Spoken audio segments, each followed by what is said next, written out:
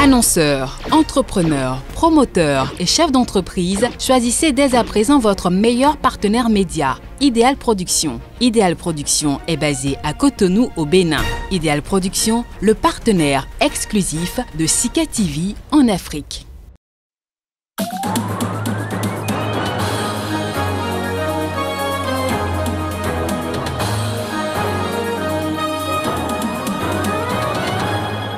Outrage aux représentants de l'autorité publique et diffusion de fausses nouvelles, des chefs d'accusation qui ont valu 2 ans de prison pour Djimon Hore, l'opposant togolais, a été donc condamné. Un mardi soir fatal pour un responsable musulman à Beni en RDC. Il a été abattu par balle dans cette région à l'est du pays.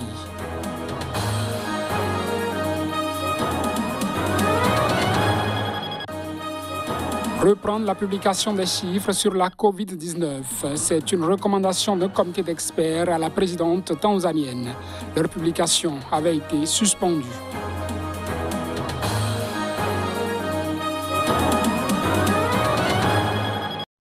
Bonsoir et bienvenue à ce journal sur Sika TV. Nous l'ouvrons par le Togo. L'opposant Djimon Hore a été condamné à 2 ans de prison pour outrage aux représentants de l'autorité publique et diffusion de fausses nouvelles. C'est ce qu'ont indiqué ce mercredi son avocat et une source judiciaire. Reportage. L'ancien ministre de la Communication du Togo, Djimon Hore, a été condamné à 24 mois de prison ferme ce mardi soir. L'information a été donnée par son avocat, Maître Dieudonné Agbaré. Tout en déplorant une condamnation trop lourde, ce dernier a précisé avoir fait appel. Cette condamnation de l'opposant a été confirmée par une source auprès du tribunal de première instance de Lomé. Djimon Hore avait été arrêté le 29 avril dernier à son domicile pour avoir tenu des propos diffamatoires lors d'une émission diffusée au lendemain de la célébration du 61e anniversaire de l'indépendance du pays.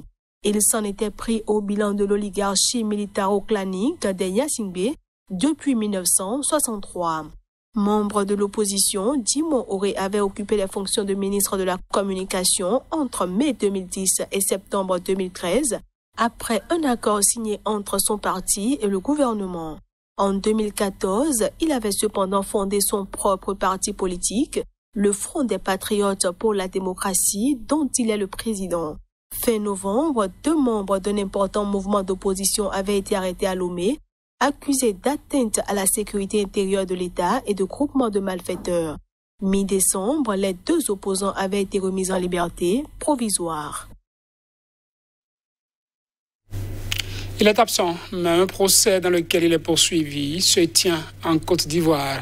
L'ancien président de l'Assemblée nationale, Guillaume Soro, est jugé par contumace à Abidjan avec une vingtaine de ses partisans pour une tentative présumée de complot visant à renverser le pouvoir.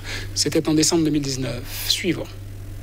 Guillaume Soro, âgé de 49 ans, ancien allié du président Alassane Ouattara, est accusé de complot, tentative d'atteinte contre l'autorité de l'État, ainsi que de la diffusion de publications de fausses nouvelles, jetant le discrédit sur les institutions et leur fonctionnement, ayant entraîné une atteinte au moral des populations, selon l'ordonnance de renvoi devant le tribunal criminel d'Abidjan. 19 de ses partisans sont poursuivis pour les mêmes charges, dont 2 de ses frères, l'ancien ministre et député Alain Lobognon, considéré comme son bras droit, et plusieurs autres anciens parlementaires, tous étant emprisonnés depuis plus d'1 an et demi. Son avocate et ancienne ministre Afoussi Bamba, en exil, est également poursuivie.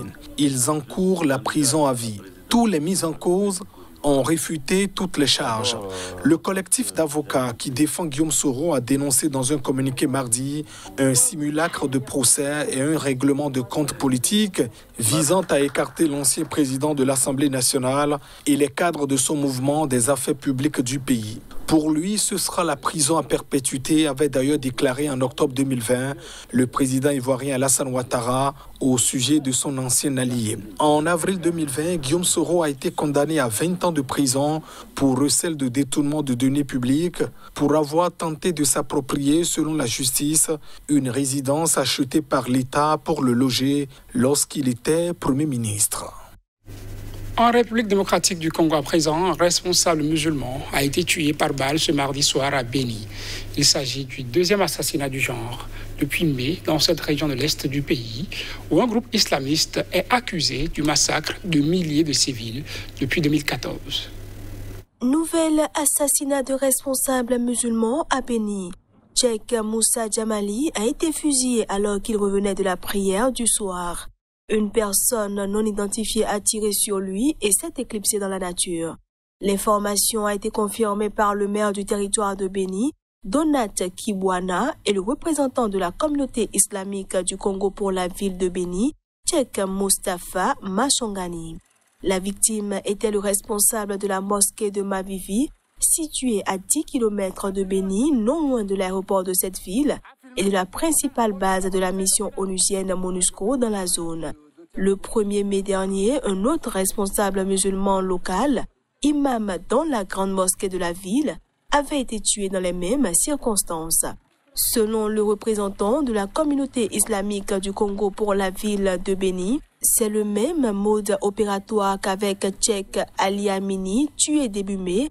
Le tireur a visé la tête. Plus d'1 millier de civils ont été massacrés en territoire de Béni, province du Nord Kivu, rien que depuis novembre 2019. Les tueries sont attribuées par les autorités au groupe armé des forces démocratiques alliées ADF, une rébellion ougandaise qui a pris souche depuis des années en République démocratique du Congo et qui s'illustre par ses violences meurtrières contre les civils. Pour tenter de mettre fin au massacre des civils par des présumés ADF notamment, le président congolais Félix Tshisekedi a placé le 6 mai dernier les provinces du Nord Kivu et de l'Ituri sous le régime de l'état de siège. Des propos du président rwandais Paul Kagame niant les crimes commis par des armées étrangères il y a plus de 20 ans en République démocratique du Congo. Ces propos ont suscité mardi de vives réactions dans le pays où beaucoup y ont vu du négationnisme. Il n'y a pas eu de crime, absolument pas. C'est la théorie du double génocide qui est à l'œuvre, a affirmé le président rwandais Paul Kagame dans un entretien accordé à Radio France Internationale et France 24. Interrogé sur le plaidoyer mené récemment en France par le docteur Denis Mukwege en faveur de la reconnaissance des crimes commis pendant les 2 guerres du Congo, y compris par les troupes rwandaises, le chef de l'État rwandais accuse le prix Nobel de la paix congolais d'être un outil de force que l'on ne voit pas.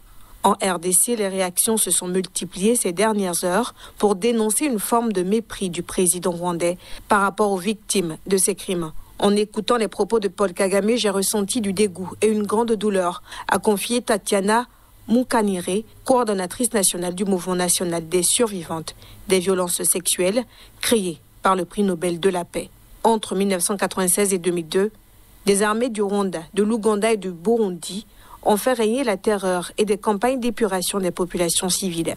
Nous n'accepterons pas les propos négationnistes de qui que ce soit sur les crimes commis en RDC, a fustigé pour sa part l'opposant Martin Fayoulou, déplorant que les Congolais se fassent narguer du fait de l'absence d'un leadership légitime et fort à la tête du pays. Pour le mouvement citoyen Lucha, les propos insultants et dénigrants de Kagame viennent souiller la mémoire des milliers de victimes congolaises. Un comité d'experts sur la Covid-19 installé par la nouvelle présidente tanzanienne Samia Suluhu Hassan a recommandé ce lundi la reprise de la publication de chiffres officiels sur la propagation de la maladie dans le pays, et ce, après plus d'1 an d'interruption.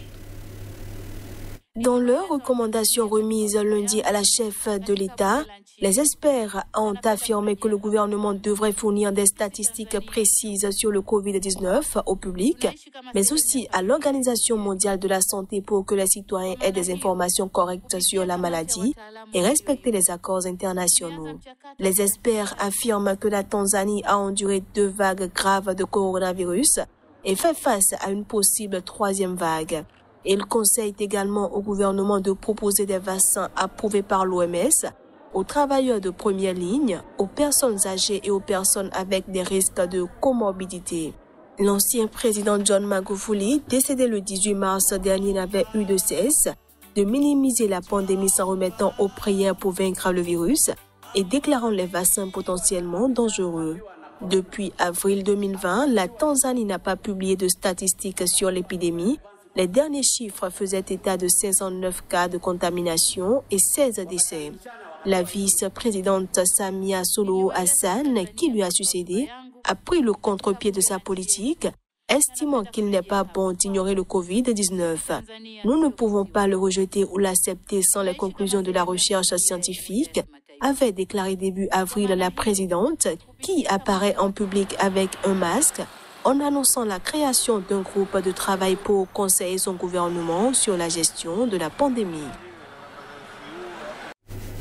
Le gouvernement espagnol a tapé du poing sur la table mardi en convoquant l'ambassadrice marocaine pour lui exprimer son mécontentement face à l'arrivée de près de 8000 migrants à Ceuta depuis lundi en provenance du Maroc sur fond de crise diplomatique majeure entre les deux pays. Et reportage.